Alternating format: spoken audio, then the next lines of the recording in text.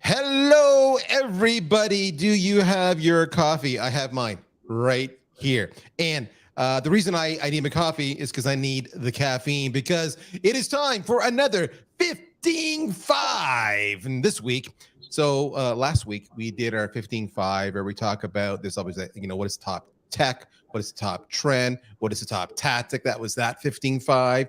This 15-5 this week is about the tech stack. What's the tech stack you're using? At least the highlights. And why do you use those particular elements? Or, what did you decide not to use? Or what do you like about this?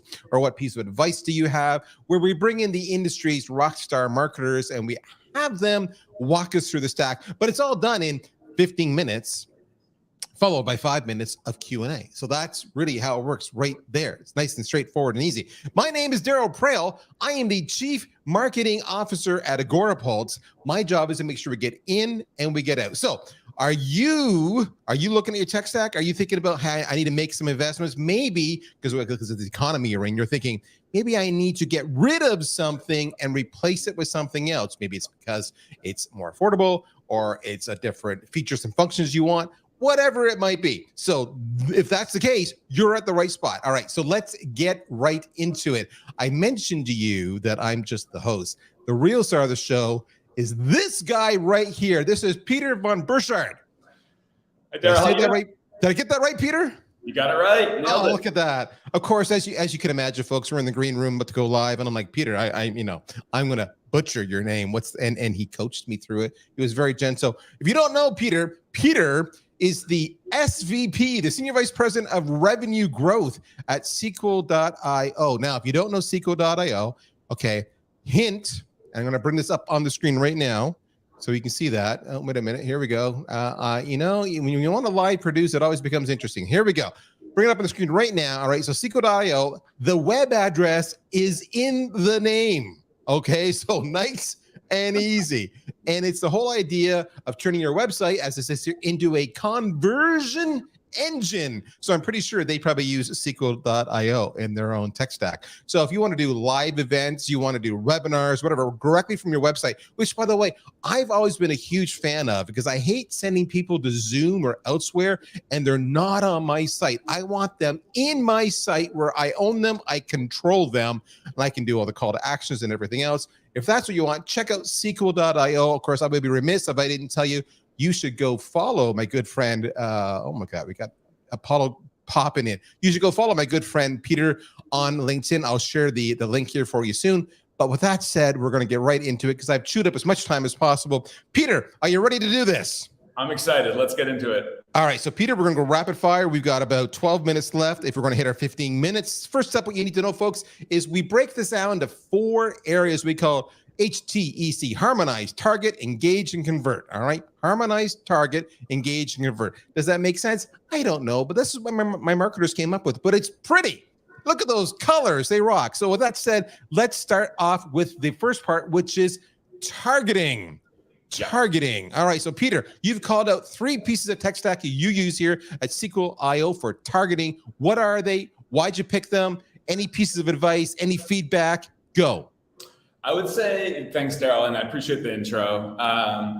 Our go-to-market strategy in general is really about finding the signals and really sort of bringing our marketing and sales team and customer success team together and really focusing. So targeting is a big deal for us. We try to find people who are really going to nail our product market fit, but also have some intent in the market. And so we use really Apollo to understand, hey, the firmographics, demographics of who we should focus on, what are really the best segments for us to approach. And then we, across the marketing sales team, collaborate in building relationships within that community using LinkedIn Sales Navigator. And it really helps us understand who's engaging with our content, who are we building relationships with, and how do we leverage our networks. And then we use G2 intent data today to help us understand who might be shopping, for products like ours within the market, or our competitors, or trying to understand the category a little bit better. So this helps us really be laser focused on where do we burn our calories in terms of the relationships that we're building, and in building our audience and approaching folks in our go-to-market strategy. Okay, so I love this. My first question I have for you is, you're using G2 intent. Are you using any of the intent capabilities within Apollo? We have just started to play with the intent capabilities in Apollo. I'm very excited about it, but I would say we are novices there and I'm just getting started. But excited about the possibilities there. Now, have you considered losing the G2 intent, because maybe that'll save you a contract, an expense, Right. and because you've already got Apollo, going just with the Apollo for the intent side? Yeah, so I would say for us, yes, I would say we absolutely would do that. I think intent is something where we want to really flex our muscles, because I think it helps us really understand who's in potentially a buying cycle. And I think probably G2 and Apollo do different things. We want to make sure we don't miss any signals in there. I would consider using both if it helped us. But certainly if we don't need to, I think we could probably focus on the Apollo stuff once we get into that. All right, LinkedIn Sales Navigator, is that used by the sales team only, or is marketing using that too? And if so, how? It is a huge point of collaboration for us. A big part of our strategy is to bring the sales and marketing motion together. We have different personas that we engage with different positioning and different types of relationships. We have a show much like this one, where we'll bring folks on and have great guests called Game Changers. And so what we'll do is the sales team, in sort of an ABM type of motion, will build sort of the highest value targets that we're working on, that we want to build relationships with, that we see some intent with, and share those with the marketing team. The marketing team will leverage those lists when it comes to our event strategy, our content strategy, and make sure that we're building relationships in multiple ways. And ultimately, we want to just bring the most value to our target market as possible. LinkedIn Sales Navigator is probably the main way that we can collaborate across sales and marketing to make sure that we're on point with our messaging and we're focused on the right people. Which of these three is your latest, most recent investment, and how long have you been with it? So I'm relatively new to SQL and inherited Apollo. And so I'm relatively new to Apollo, but we have been working with I have worked with Navigator and G2 for years and years in previous engagements as well. So I'm relatively new to Apollo. I'm very excited about the possibilities of what they're doing there. It's really a simplification of the sales and marketing tech stack. I'm really excited for their recent news and their big raise. So kudos to that team. So I'm relatively new to Apollo though. So if you guys don't know, what I'll tell you is, if you go right now, let me see if I can put this up here for you. If you go to follow Peter on LinkedIn, what you will learn is the following. He says he's new. He's been there since, if I get this right, let me see what I'm seeing here. You're new to Apollo since April 2023 is what LinkedIn is telling me. But of interest is that my good friend here was with Wistia for almost 7 years, where he was the VP of sales most recently for almost 5 years of that stint most recently. So he's got a few accolades when it comes to understanding the whole video game, shall we say, and live streaming and everything else. So let me ask you a really important question here. Why did you guys kill Soapbox at Wistia? The Soapbox feature has actually now submerged into the Wistia product. And I think the focus there is really around, I think, creating video for marketers at this stage. And so I think there's a new version of Soapbox that lives on. But yeah, I think that product outside of the Wistia product was maybe just too much surface area, too much work. So I think the direction has changed there. But I think the dream lives on inside of the Wistia product. Dream lives on. I love it. All right, we got to move on in time. Next up, we're to engage. So you've targeted them.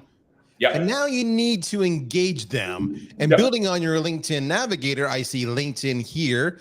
And of course, it's interesting, a HubSpot chat. I want to talk to you about that. And shocker, as I teased you all at the start of this little 15.5 session, you use SQL.io. So on the engage side, quick and dirty, are you doing anything special with LinkedIn, or is this just really your sales reps are using it to cross-reference to build out buying committees, to target? Are you doing things like, are they actually using LinkedIn for things like, video messages and whatnot? Let's start with that. Sure, absolutely. So again, we're leveraging LinkedIn across sales and marketing very actively. Our focus, our target market is really B2B marketers. and they're very active on LinkedIn. And so we think that this is a really great place for us to engage and build an audience. A big motion for us is how do we bring that audience onto our own real estate, on our own customer journey, and we can talk a little bit about that in a second. But from a LinkedIn perspective, again, we're very much collaborating across marketing and sales to try to focus and build an audience within our target accounts. So marketing is messaging, our product roadmap, our content plays, our own content is getting shared actively, and that audience is being built on LinkedIn. And then simultaneously, our sales team is really focused on the same audience with one-to-one messaging, as well as sharing insights. We really think it's important that we're all sharing the kinds of insights that we're building at SQL and helping marketers contribute to the community in general. But then the sales team will take that into the inboxes, share video messaging, one-to-one, DMs, and really try to build those connections with folks. The other thing we really think is valuable with LinkedIn is helping us understand, the different personas within our buying committee. So we work with CMOs, VPs of marketing to help them understand sort of the ROI of the content that we enable. But we also work with demand gen marketers, event marketers, as well as marketing operations people, and sort of bringing those groups together in LinkedIn is just really easy, and it helps us collaborate across the entire team, whether it be marketing, sales, and customer success. We really want to have a unified go-to-market strategy to help position SQL. On the HubSpot chat question I have for you, are you on HubSpot because it was, maybe part of your HubSpot stack and it was just cost effective, or did you choose that over competitors like Terminus or Drift? I would say it's the former. Chat for us is a channel that I think we continue to tinker with and optimize. I think the key thing is where and how do you place it? How much do you automate and how much do you man the live chat, et cetera. But we use chat on our site to engage, certainly prospective customers, but we also use chat to support our existing customers from a support perspective.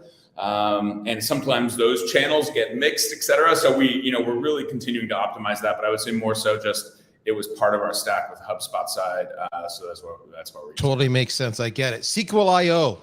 Yeah. Did you look at any competitors before you decided on that piece of tech stack, or did you just assume right away it was the damnedest industry best offering out there? No, we were pretty sure that SQL was the tool we wanted to go with.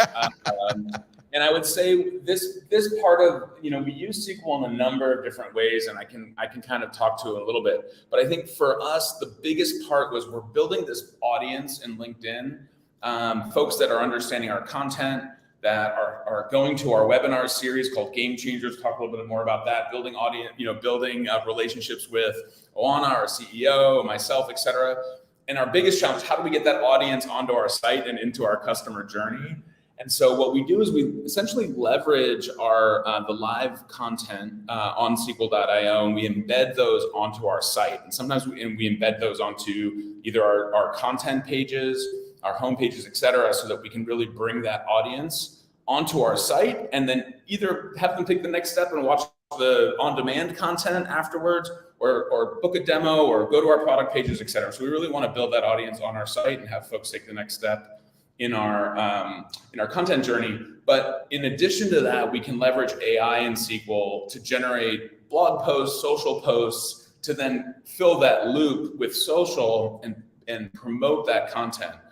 So we can take those clips, we can take short clips, edit them within SQL, share them to social. SQL AI will generate the snippets for us for those social posts, and then really bring that audience back to the on-demand content or the next live sessions that we have. And so what we really want to do is sort of have a closed loop between social and our site, so that we're building our own audience as well as the audience that we're building in LinkedIn.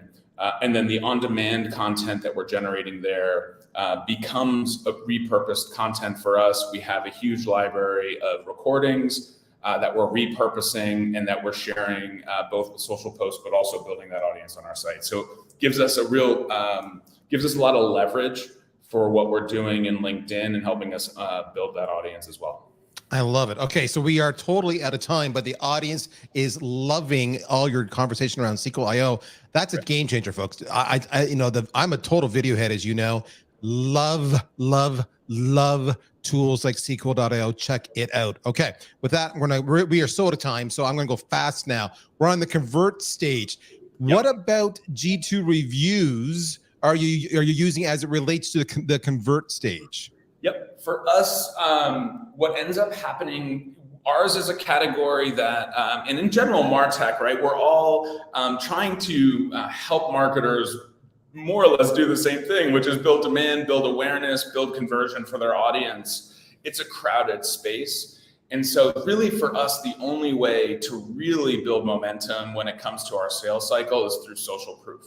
So for us, it's really about sharing case studies, but in particular, G2 reviews really help us, highlight customer success, which is really the goal in SaaS in general and for our business as well. Like really what we're trying to focus on is help customers build a pipeline.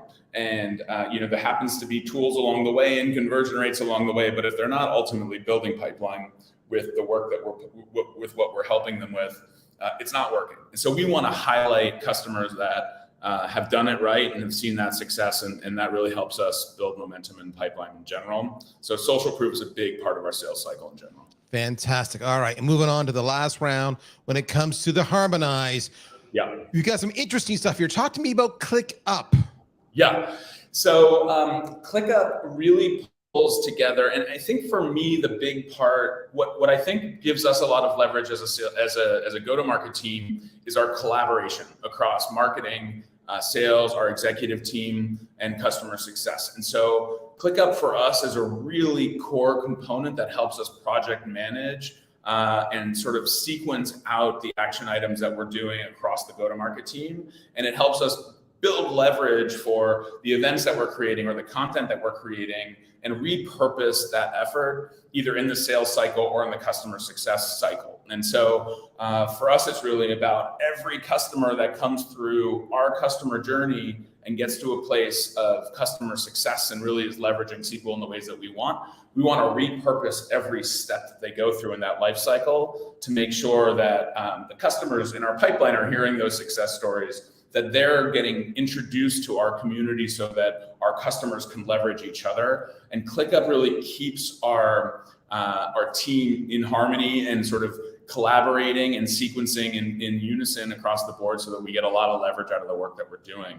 And so there's great integrations there with video integration, project management tools, doc management, all the CanJam boards and whatnot you can run. So I think for us, it's a project management tool, but it also is a pretty high fidelity tool that allows us to share content internally and stay in sync with each other. All right. And as you guys can see, they've gone enterprise CRM version for HubSpot as opposed to other tools like, say, Salesforce.com. And I think we can all agree that Slack and Loom are integral to any kind of those ongoing communications. So those are his 4 tech stacks. Let's bring this up. You should check it out, SQL.io, all right? Check out Game Changers, all right? Right there, bit.ly/SQLGC for Game Changers. It is content specifically for B2B marketers. You're going to love it. Have you checked it out? If not, go check it out now. With that all said, if you like today's conversation, we have our own private Slack group that we invite you to join, just bit.ly/15-5- Agora Talk. Join that. You can continue this conversation right there. Oh, by the way, if you like SQL, you're going to love Agora Pulse. Just check it out. Just go to bit.ly/AP 2023 demo. AP does not mean Associated Press, just so we're clear on that. If you have a comms background, it is Agora Pulse. So check it out, and you can see the whole thing in action. But with that, we are basically out of time here, folks. I'm looking at my timer. I have 14 seconds left. My good friend, is there any final things you want to say in 5 seconds? Thank you for the time. I hope to see many of you at Inbound SaaStr this week. We'll be around with the Game Changers community, and reach out if y'all have any questions. Have a great day. All right. That's dynamite. You saw there, that is SQL.io. Check them out. In the meantime, if you like this, we're doing it again next week. My name is Daryl. I'll see you then. Take care. Bye-bye.